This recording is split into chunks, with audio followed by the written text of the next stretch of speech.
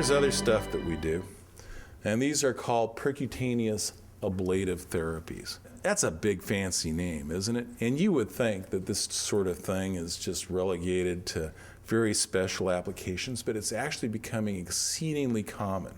And we don't have to be the only ones to do it. They actually do this sometimes in the operating room.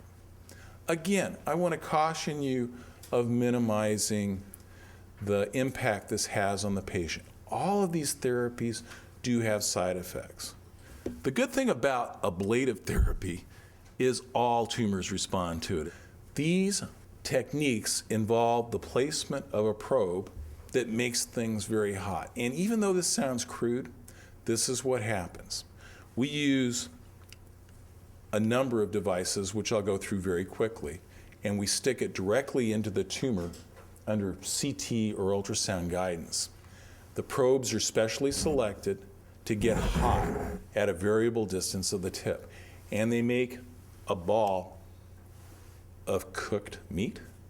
It cooks it. Yeah, it turns out when you cook something, it dies. And if you get tissue above 60 degrees centigrade, then there's irreversible cell death because it cooks.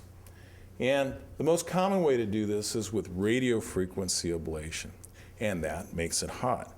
And there's just a varying number of needles that have certain things that are specialized, such as a needle that has small tines which extend out from it so that the area that is heated becomes much larger than the needle tip itself. And that's a very typical radioablation probe. This is how we do it. You have somebody who's got a small tumor that we can see on the CT scan.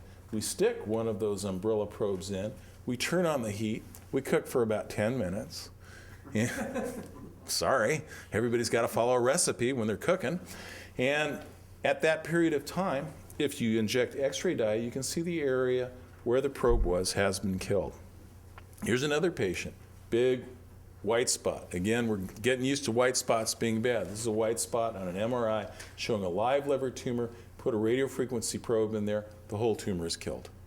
This person doesn't really need to have an operation. As a matter of fact, studies of early liver cancer have shown, several of them, and many of them are still coming out, that treatment of an early liver cancer using this technique is just as effective as surgical resection. You can combine these techniques. That's great. You know, that's one of the great things about interventional radiology is one doesn't block another. So if you don't get the full white spot that you wanted after doing a chemoembolization by injecting the artery, you can stick a radiofrequency probe in it and make sure that entire area is dead.